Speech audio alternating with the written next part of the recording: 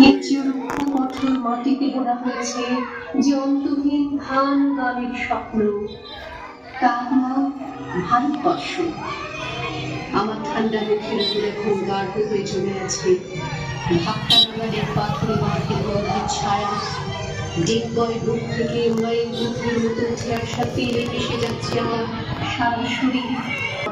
আকাশে আকাশে কেঁপে উঠছে নিয়ে